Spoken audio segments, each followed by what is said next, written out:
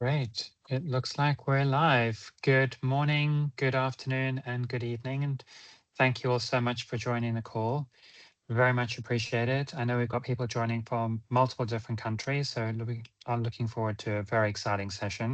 And it's definitely a very exciting topic, talking about the next generation of program management for responsible sourcing activities, leveraging both our EiQ platform and also our really deep and well understood program management capabilities. We've got a very exciting agenda for you today with myself, but then two experts from across the EiQ and LRQA organization that are really going to go deep into both EiQ and program management activities and how they can be done in the most efficient and effective way possible, which is very much necessary given the current landscape in which we're all operating. So the agenda that we've constructed for you will talk a bit about that landscape. That's the starting point. In particular, how the combination of geopolitics, economics, artificial intelligence really puts a lot of cost pressures into businesses. And that means we need to be very selective and very thoughtful in how we manage our responsible sourcing programs. We'll transition from that to really defining what great looks like when it comes to responsible sourcing. Doing that, we'll leverage what we know are established due diligence-based responsible sourcing program designs, but now adding a digital and increasingly artificial intelligence lens to those responsible sourcing activities. So we'll talk about that from both a inherent risk assessment perspective and, more importantly, a risk management perspective, how you leverage and integrate audits, corrective actions, traditional responsible sourcing activities into now a much more digitized end-to-end program management process. This will allow much more smarter and much more technology savvy and enabled program management activities. So that will take us through sections 1, 2, 3, and 4. We're also going to talk about what that really means in practice. So in this world where we have more digitally enabled programs, what does it mean for people, for processes, and what sort of coverage does that give you as you're rolling out what should be an increasingly best practice program designed to facilitate compliance with the legal and regulatory frameworks, as well as the enforcement regimes that really we're all operating within today. Now, before we go into the detail, let me just briefly frame out how this will actually be leveraging both our EiQ and LRQA program teams activities. Many of you will already know EiQ, our end-to-end supply chain ESG due diligence platform, leveraging what are now well over 85 million audit-driven data points from the over 25,000 audits we do every year, data from grievance mechanisms, worker surveys, actually probably almost 2 million e-learning course completions, proprietary data analytics, and now hundreds of thousands of supplier entities and hundreds of companies using this kind of on a day-to-day basis to drive and manage their programs more effectively. Also very much aligned with the regulatory frameworks that we're operating within. In addition to EiQ, which is going to be a key part of this, it's kind of the backbone of this conversation. We're going to actively be blending the discussion with our programs team. The programs team are the people that work in that platform to drive effectiveness on the ground.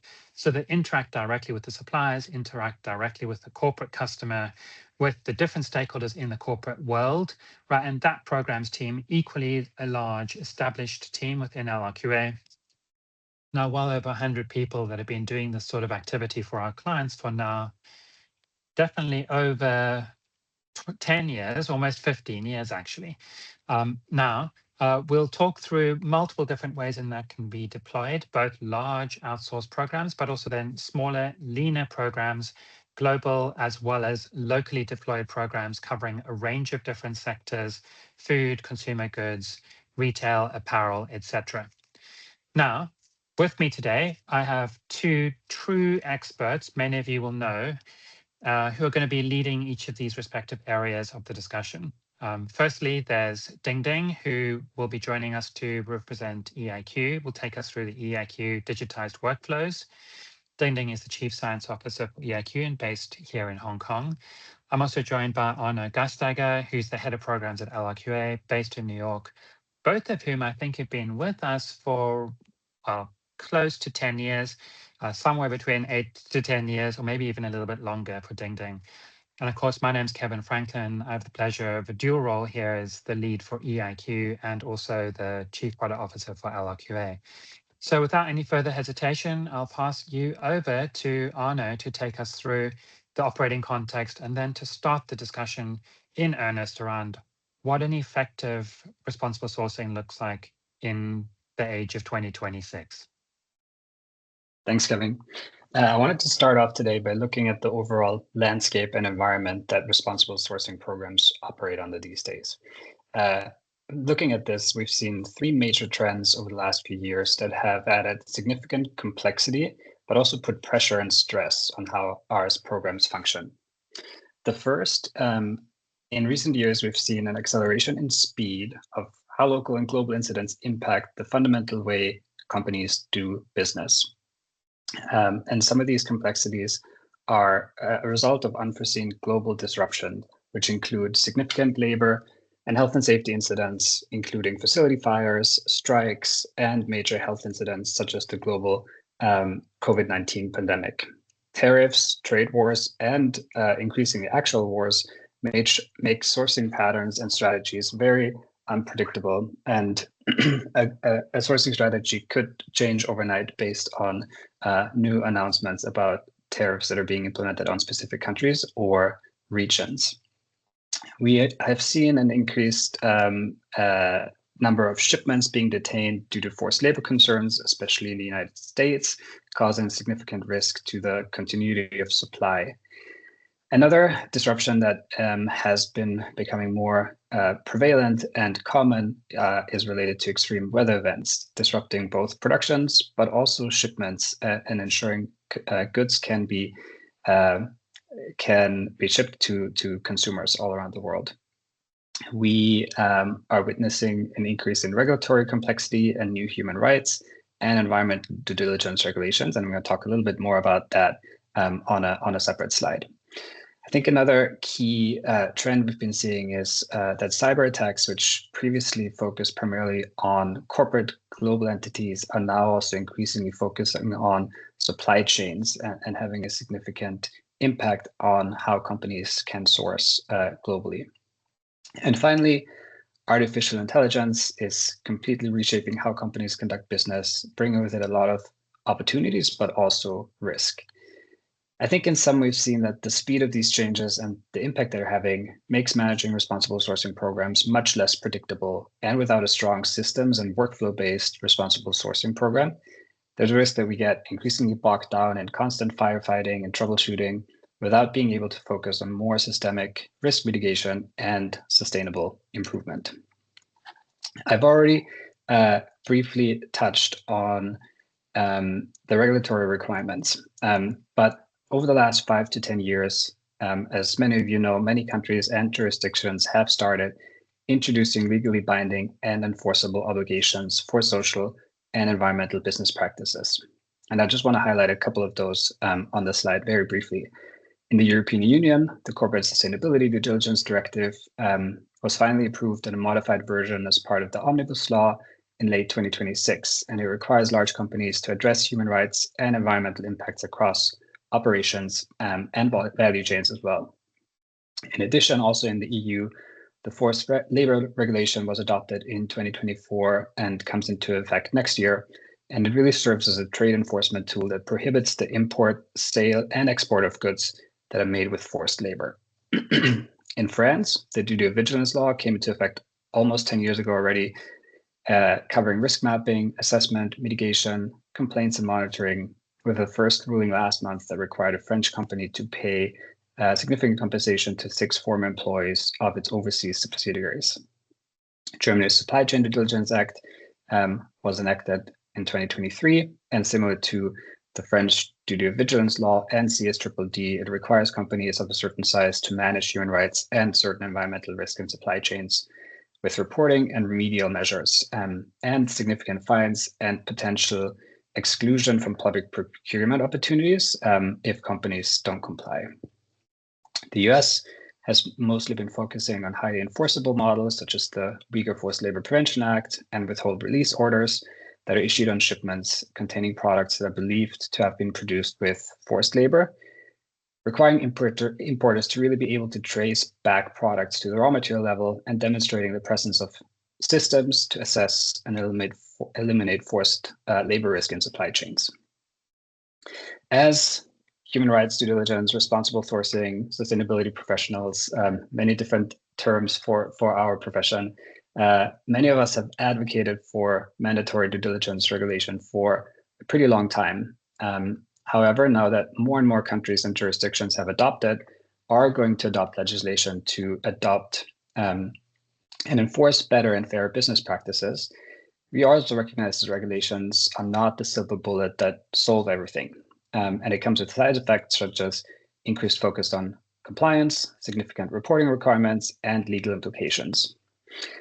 And all of these regulations have really underlined the need for strong systems and risk-based responsible sourcing program that leverages data to demonstrate its impact and effectiveness. The third major trend I want to talk a little bit about is an increased complexity due to an increase in responsible sourcing program scope. When we started out with assessing social, labor, and environmental risks in global supply chains 30 years ago, we primarily focused on tier 1 manufacturing sites, processing facilities, and packaging facilities, and this has remained unchanged for a pretty long time. However, over the last few years, the expectation and pressure to understand risk beyond tier 1 manufacturing and processing sites has increased significantly. In addition, companies are now also expected to understand social and environmental standards in own operations, both overseas and domestic. And those types of facilities have started to move in the scope of human rights due diligence programs. Furthermore, especially since the COVID-19 pandemic, there's been an increased focus by NGOs and media outlets on indirect supply chains, which include labor providers, but also service providers providing services such as cleaning, security, transportation. On top of the additional stakeholders that are in scope of due diligence programs, the breadth of coverage has also expanded significantly to include now scope 3 GHG data collection, traceability, and more requirements, which adds to the workload and scope of responsible sourcing programs. So with all of that in mind, we are aware that we are and have been in a tough spot as responsible sourcing professionals with increase in scope, increased complexity due to global disruptions, and increased regulatory requirements, while at the same time, in many instances, budgets have remained flat or even reduced, making it really important to be smarter about how we manage programs and become more efficient about responsible sourcing program management. Next, I want to talk a little bit about what LRQA and EiQ consider strong responsible sourcing programs by first looking at our default responsible sourcing workflow and lifecycle, which includes 9 steps that form a continuous implementation and improvement loop. And it covers program diagnostics, so setting the groundwork of the program, including conducting a gap analysis of existing program elements, developing or reviewing a code of conduct, aligning it with international expectations or customer requirements, as well as setting focus areas, determining the program's ambition level, and securing corporate buy-in for the program.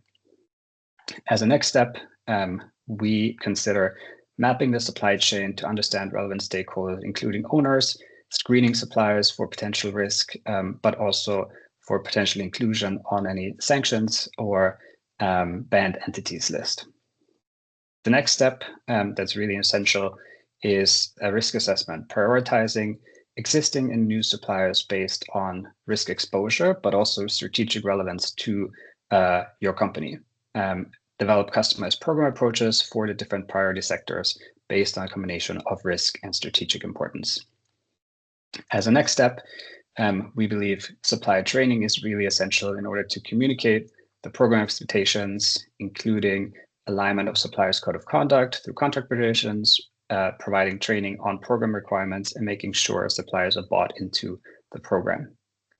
The fourth step, I think, is what many people consider the core of a responsible sourcing program, focusing on monitoring and investigation.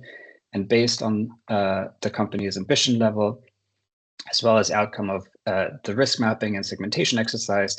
This could include a combination of different types of audits, scheme audits, or proprietary audit standards, equivalizing and converting existing audit reports to better understand results and compare results across facilities. Self-assessment questionnaires, worker surveys, grievance mechanisms, Sentinel web crawler hits, spot checks, and also CAP management to make sure findings are closed following audits.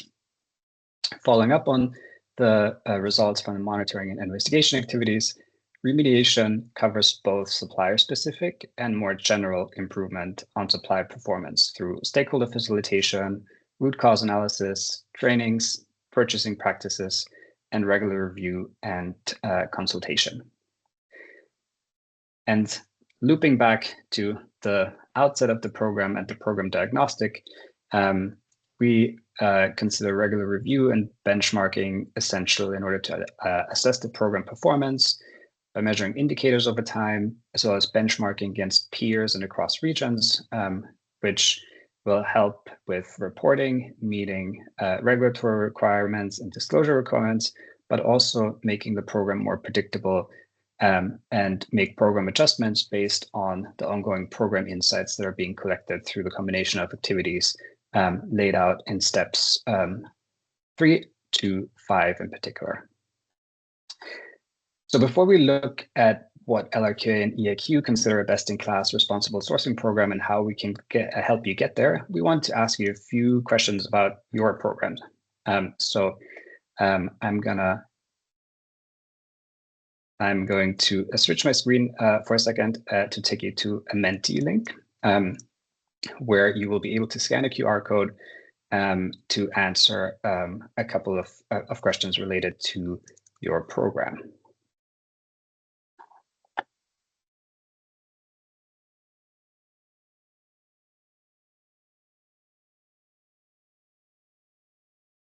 Yeah, take a moment to scan the QR code. It should take you directly to the Menti survey. I'm going to keep this open for a little bit longer to give more people the opportunity to jump on.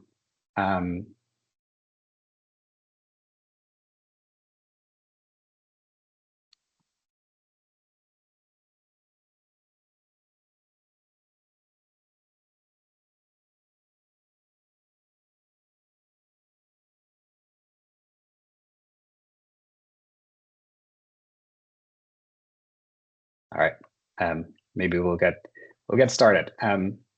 So the first question really looks at how much your responsible sourcing program scope has expanded in the last 5 years, kind of similar to one of the slides I showed earlier, showing a significant increase both in depth and breadth of responsible sourcing programs. And so the answer alternatives are from a coffee cup to a swimming pool, so massive increase in scope and responsibilities managed under the program.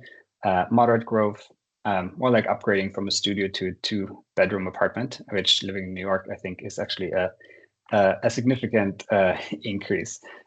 Same scope, but we're way better at yoga flexibility now. So we just have to do more without additional official scope. Actually shrank from a swimming pool to a leaky bucket, and wait, we have a program.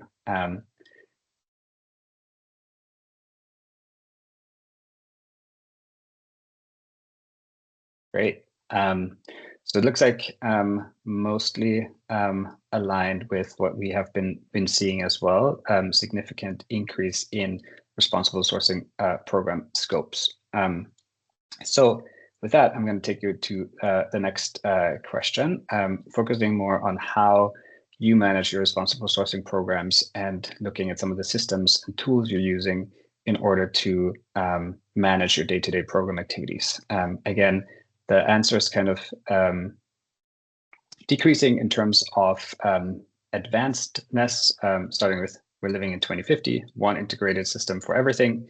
Excel is life, but also death. So managing mostly with spreadsheets. The middle option, juggling too many tools, so multiple systems that don't talk to each other. The fourth alternative, being we're building the plane while flying it, so kind of ad hoc, ongoing adjustment of the tools that are being used, and the last option, what's the system? Great.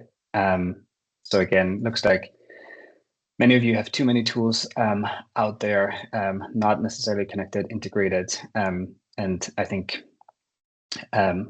we'll be able to talk a little bit about how EiQ can help with that. So the next question looks at which of the following unofficial RS roles that I think many of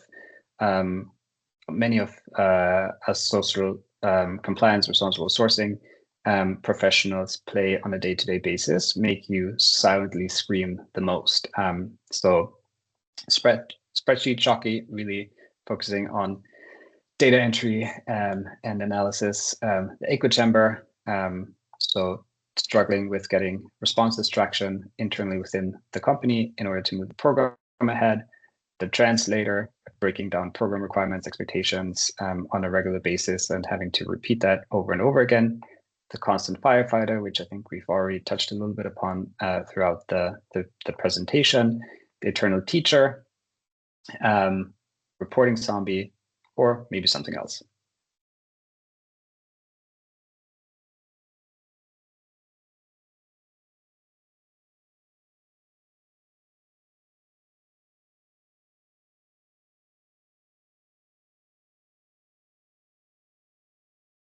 Quite a diverse set of responses, but primarily, I think we see that people are struggling and maybe frustrated with manual data entry analysis, not getting traction, constant firefighting, and hopping from one incident to the other without being more proactive and being able to be a little bit more systemic and strategic about the work that's being done, and the eternal teacher. So continuously repeating the need for the program expectations and requirements on an ongoing basis. So with that, I'm going to flip back my screen and go back to the slides to look at what we at LRQA and EiQ consider a best-in-class responsible sourcing program, but also some of the challenges we're seeing in getting there.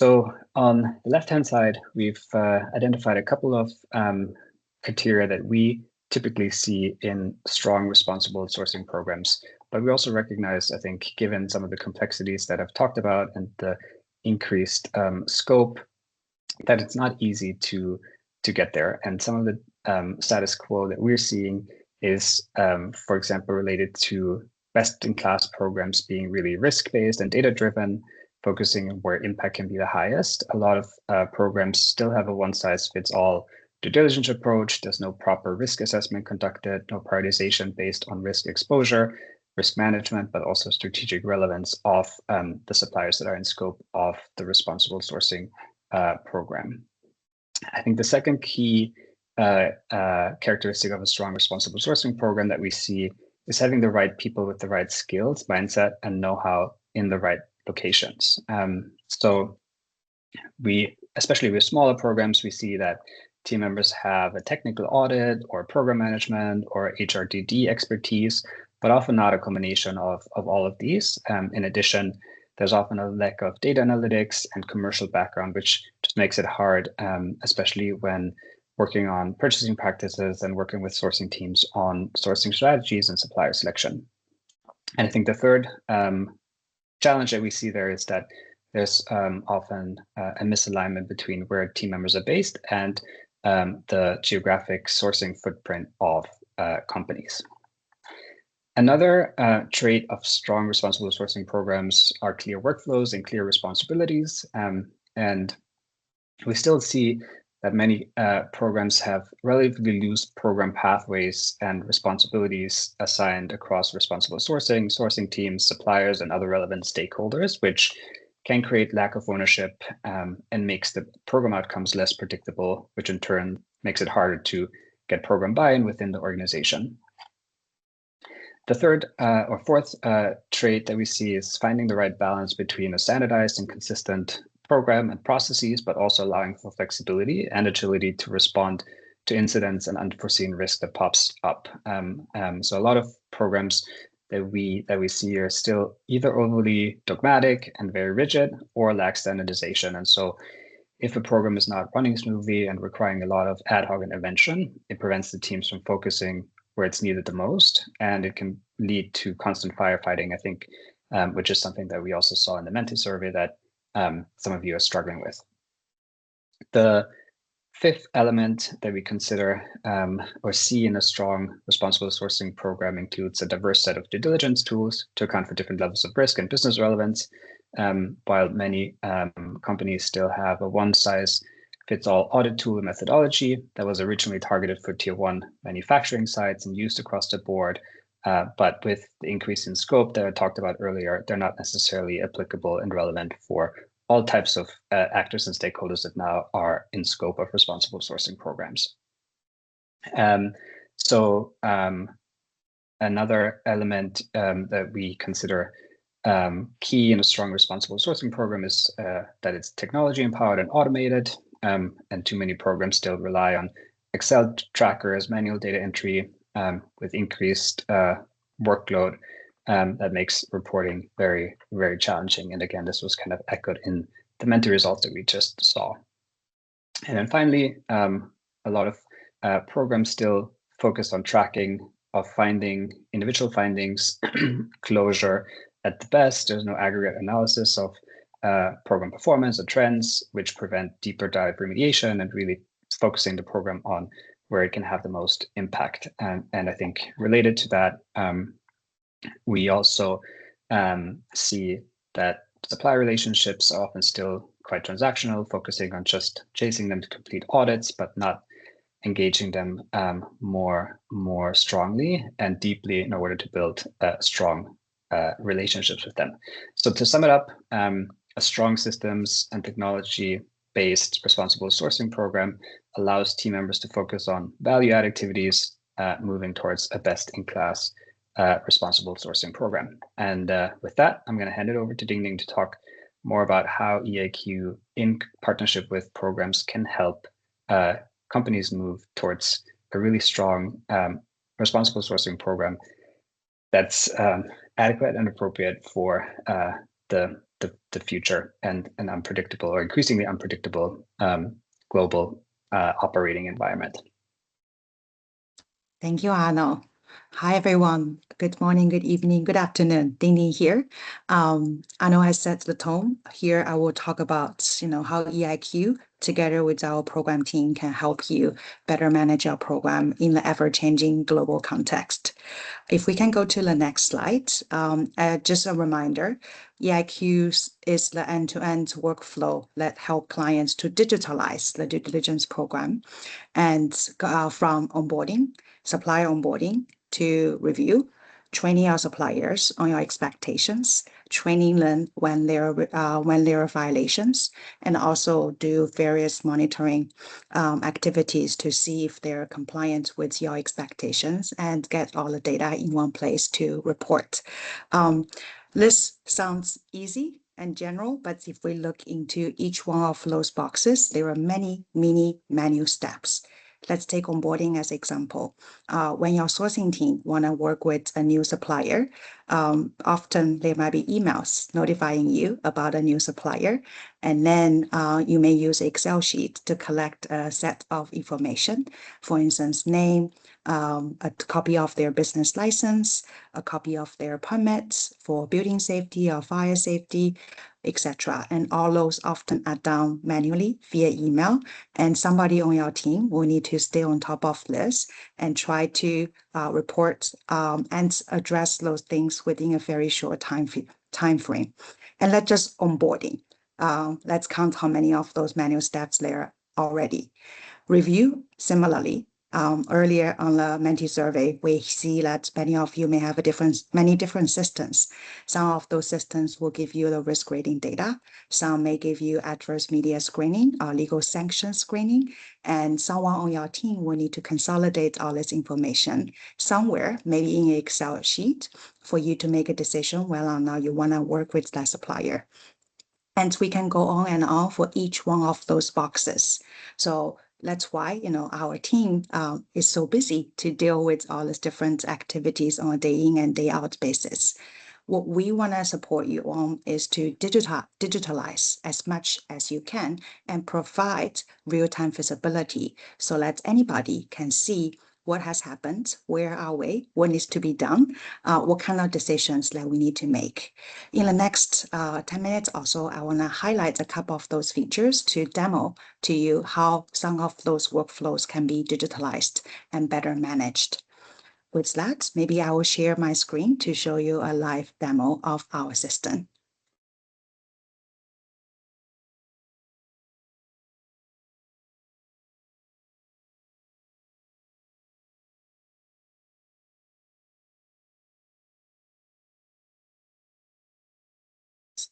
Give me a second.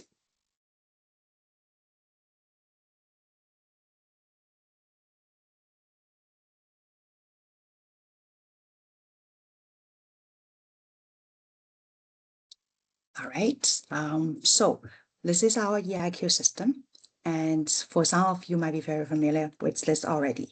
Let's take onboarding as a challenge. See how EiQ can support you with the onboarding process. Imagine sourcing team give you a supplier and you will be able to query directly in our database and see whether or not that supplier is in our system already. So on the right-hand side, you will be able to see, oh, some of them might be in my system already. I just use a dummy example to demo. But the one that you are looking for actually is called dummy vendor, this one. It will automatically retrieve information that we may have. Let me choose another one. For example,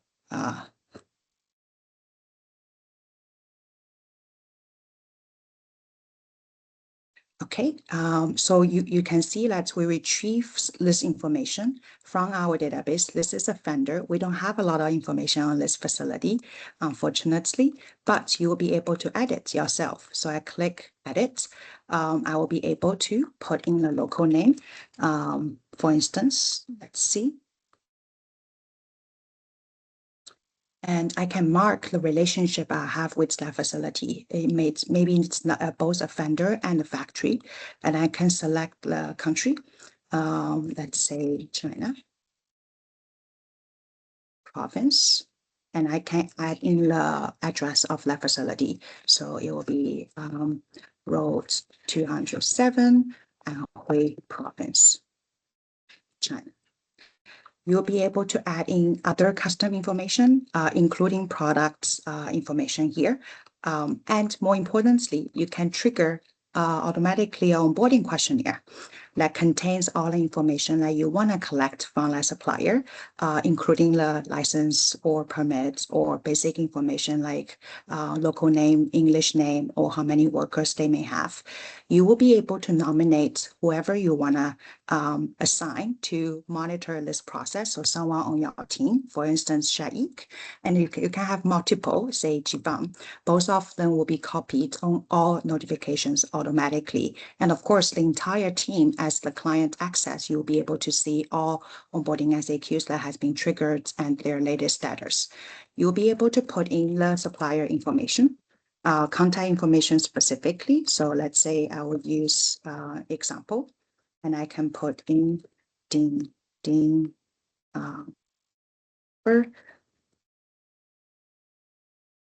okay, and that's all you need. And then you can click, oh, this is a valid number. then the supplier will be added to your supply chain automatically right there. And the onboarding survey will be triggered with all the relevant information without any manual emails. I won't demo every step, but I want to show you how the response will return and how you can review. So this is example. So you can see the onboarding SAQ. And this is the view that you will be able to see what has been collected. You can see every response to the question, and the survey, the questionnaire can be, of course, local language, and you will be able to toggle, and suppliers will be able to answer everything in their local language. You can add as many languages as you want. The entire questionnaire can be customized, so you can customize, determine the questions that you want to ask.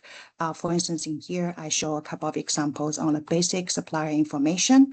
With the logic, we can also gather some compliance information, for instance, their working hours, wages, CBA, and they can upload, a variety of documents on the compliance-related evidence or permits you are looking for.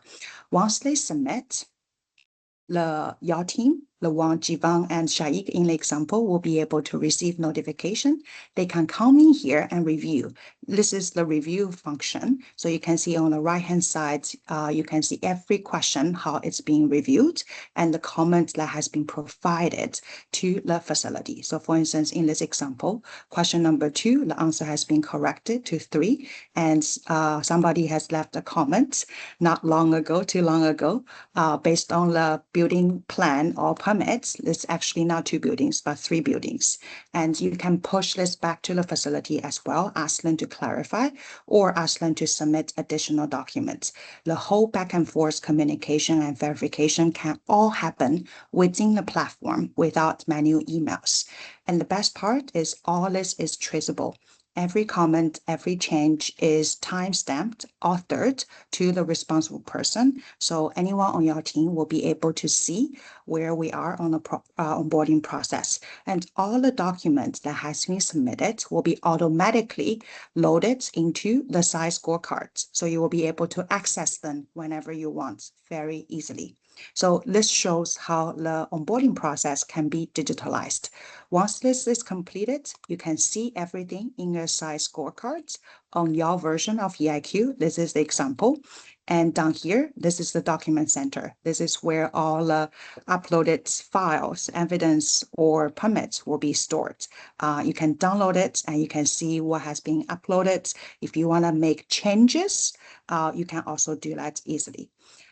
This is just one of the functions of the size scorecards. We have one scorecard for every one of your supplier. It's supposed to be your one centralized location to see everything related to that supplier, including, for instance, the latest status of that supplier. And you will be able to edit it whenever you want. Oh, we have a very strict logout 1 hour time. Let me try logging again.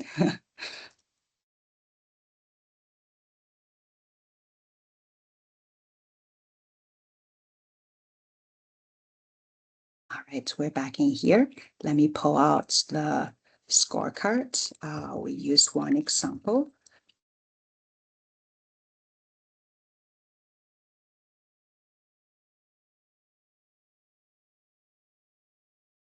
Okay.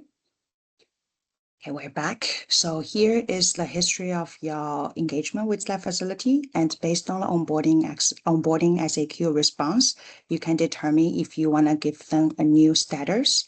For instance, this is conditional approve. You will be able to customize the labels based on your program setup, and your program team will be able to make all those changes.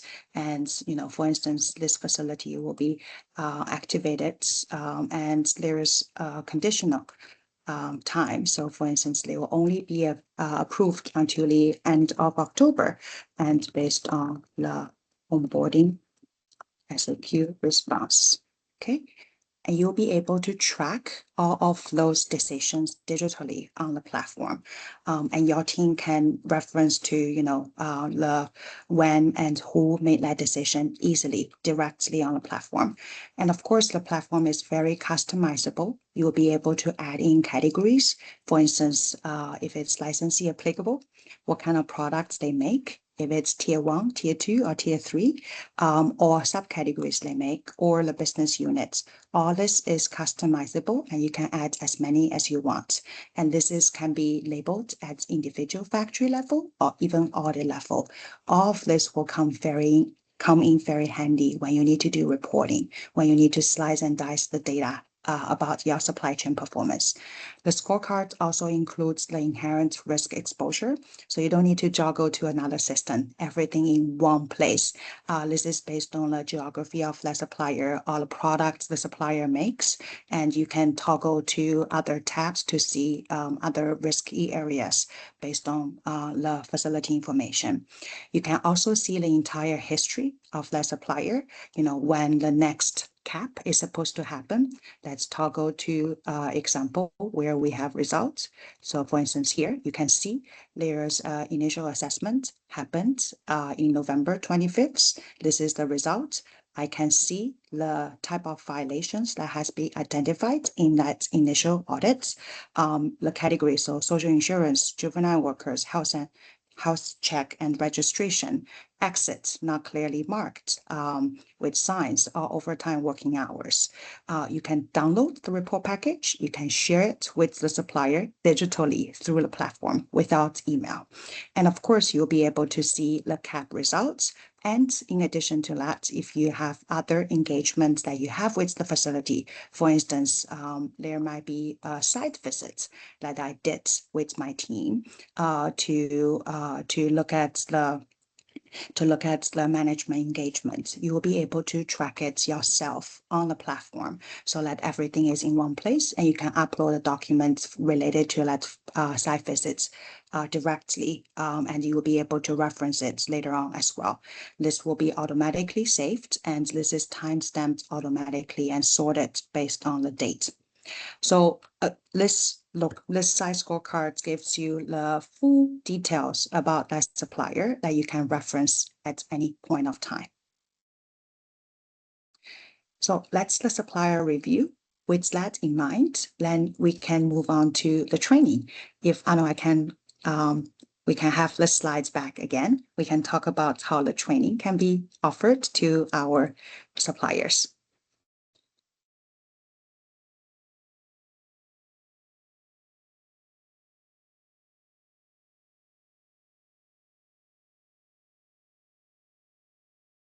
Perfect.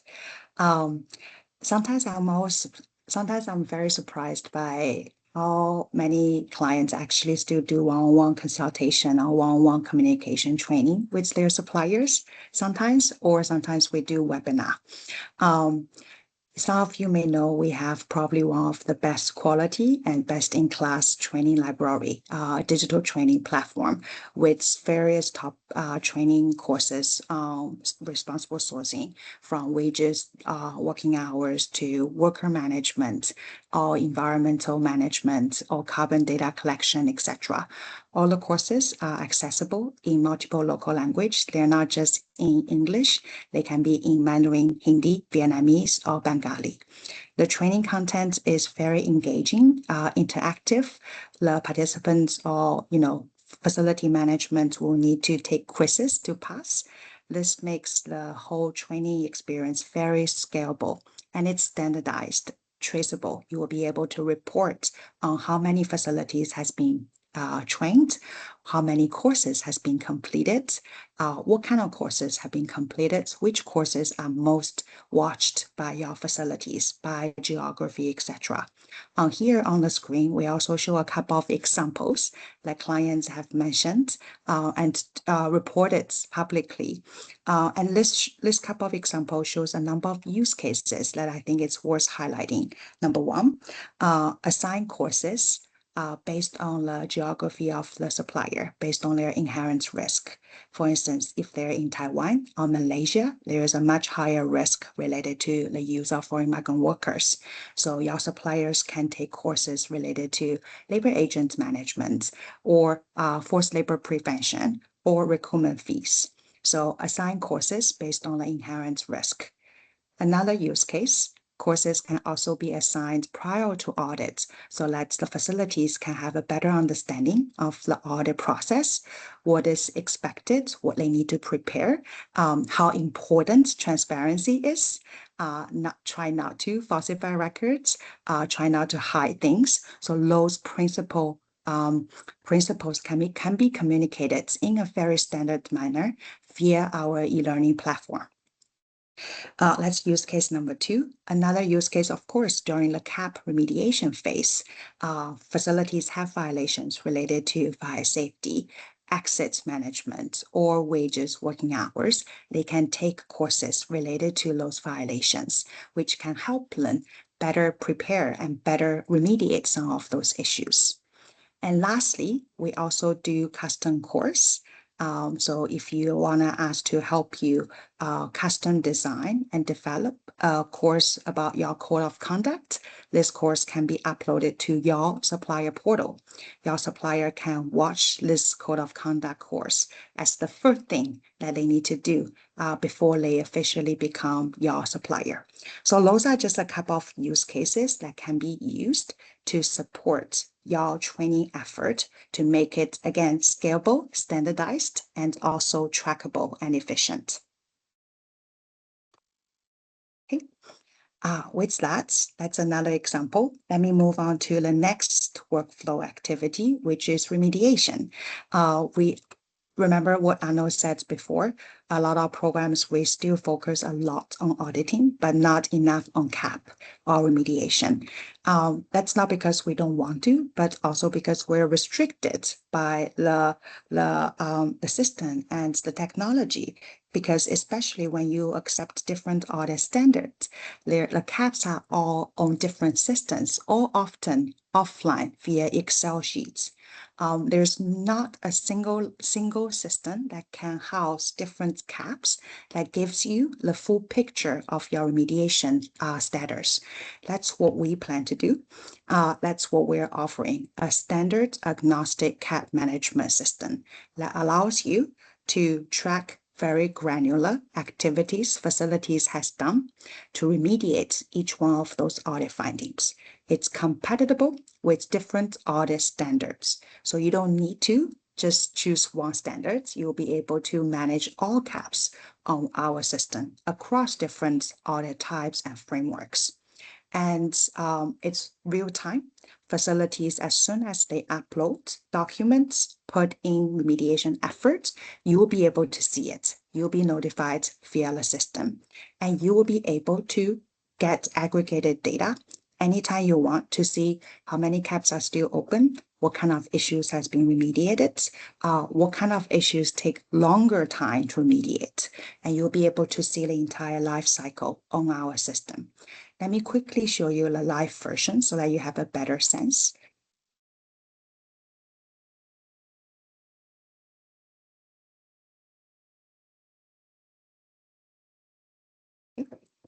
This is the example of our CAP corrective action plan module. The top is the basic information. You'll be able to see how many findings are available for the facility to work on. And there's a single sign-on for factories to log on to our EiQ Learn platform to take courses. You can see who is responsible for the CAP from the facility. And of course, facility will be able to invite additional colleagues as they see fit to the platform to update the status. You can see who is the CAP manager. And of course, if you want to invite more people from your team to manage, that's totally feasible. You can see the overall timeline, how much time we have during this CAP process. In this particular case, we have 45 days left. So facilities needs to hurry up and address some of those issues. And you can see out of the 4 issues, how many of them have been addressed how many of them are still open. And for each one of those detailed violations, you can see all the information here. And for each violation, facilities can add as many action items as possible. So for instance, here, in this case, it's social insurance coverage. So the action item can be training workers on the importance of social insurance and also have a monitoring mechanism, or update your policy that social insurance is mandatory for all workers. So there are 3 action items and each can be captured and monitored at a very granular level. And for each action item, facility can put in the detailed description. They can upload documents, and the CAP reviewers can make comments to see if the plan is robust enough. If not, what kind of enhancement needs to be made, or if the evidence is consistent with the description. Sometimes it may not be. So all this can be done here directly. On the right-hand side, we also try to capture the cost of remediation. We often know how much it's going to cost for us to do an audit, but it's not always clear how much does it cost to remediate some of those issues. So we have built in a function to capture that information. It can be an investment, or it can also be how much time the facility has spent to address that issue and how many people has been involved, etc. So, and all this information can be aggregated at the finding, audits, and your facility level. This allows you to see, what type of issues are more challenging to close or taking more time or requiring more resources to address. This detailed CAP module allows you, again, to have full visibility of the remediation process and also to see, to use the data and statistics to refine your program and see where additional efforts is needed. Maybe you need to do more training on certain topics for certain country, or we may need to do more tailored assessments so that the monitoring efforts can be more efficient. So this is an example on how the CAP can be better managed and monitored as part of your program. All right. Obviously, all of these activities will be generating a lot of data, and all those data will be going into EiQ, and you'll be able to access all this data together with your program team. Access data at any time you want, and you'll be able to download the data. There are a lot of visuals, nice widgets on EiQ that you can use right away, from inherent risk ratings to Sentinel to assessment data. All of this is downloadable, or you can use right away to help you understand the status of your program. In addition to that, if we go to the next slide, EiQ also supports custom reporting. So we can build customizable Power BI reports to be embedded into EiQ that you can access at any time you want. This is an example of the custom reports. Okay, all in all, just to highlight, in an ever-changing global environment, we know you are in a tough spot. You have less resources, but you need to do more. But the technology is there to support you, and the team is here to support you, to help you better manage your program. With that, maybe I hand over to Kevin to wrap this up. Thank you. Thank you, Ding Ding. And thank you, Anna, for the introduction and kind of setting the context, which is certainly a very challenging one for business. I think you've both also shown really clearly how complicated a responsible sourcing program itself can be and how many steps there can be in a responsible sourcing program. That's just for a single supplier. So if you times that by 200, 300, 5,000 suppliers, if you add in indirects, like this can be a lot of moving parts, which is exactly why it's so important to have it all be digitized. There was a point in time when there were less moving parts, when we thought we could do these things manually, but that point in time has long passed, and it's increasingly critical that we have a seamless and integrated blending of both digital and also human skills to support and drive this program in ways that make business sense and that really drive the outcomes you're looking for. Now, a key part of this, and Ding Ding and Arno both talked us through the different steps in the process, but a key part of this is actually setting up the program correctly from the outset. If you don't set things up correctly from the outset, then it's going to be very difficult to manage it correctly through the duration of that program and its life cycle. So we've constructed or deconstructed really 6 key different sets of activity that need to happen during the program onboarding and then lead into the ongoing management of those programs, including the initial review, design and calibration stages, the data management and integration. There's a lot of data that also gets migrated over as part of any kind of program. You'll probably have 2, 4, 10, maybe sometimes 20 years worth of historic data that you need to get standardized, normalized, and bring into your program so that you can manage continuous improvement in a clear and structured way, let alone calibrating the system, setting up risk algorithms correctly, working through your reporting requirements. Ding Ding touched on some of those, particularly towards the end, but there are many different reporting requirements out there. Internal reporting requirements, sometimes multiple, as well as then obviously external, whether it's GRI, whether it's modern slavery, whether it's CSR triple D, et cetera, multiple different reporting requirements. And of course, with all of this, there's an active need for change management, for stakeholder engagement, both inside your businesses, transitioning teams to a more digitally enabled approach, but also with your suppliers. Now, what we're showing here with the different color coding, and I would really invite you to contact us offline. We're happy to share these slides or to do a follow-up call, because I won't be able to go through each of these billets. But basically what we're showing here is how some of these in the blue will be done digitally and seamlessly enabled. So things like risk-based program design and monitoring, things like the use of the online tools, whether they're self-assessment questionnaires or digitally enabled audit protocol, the workflows, the supplier metadata management, the integration of that data into the system, bulk data migration, equivalency, custom index development, all of this is automated. All of the blue items here, fully automated and transacted within the EiQ environment. But there are also a lot of non-blue items, and this is exactly where it's so important to have strong, highly capable, digitally enabled and experienced humans in the loop driving this process. So actually calibrating, right, a program, thinking about the strategy, setting thresholds around what you will and won't accept, writing things like SOPs, so operating procedures, working with different teams in the business to get them bought into what and how these tools are structured and set up, doing a lot of that stakeholder engagement, right? Designing reporting protocols and tools. A lot of that needs to be done manually. And that's exactly what Arno's team have really kind of built deep skills in, now managing many programs for many clients across many sectors and many geographies.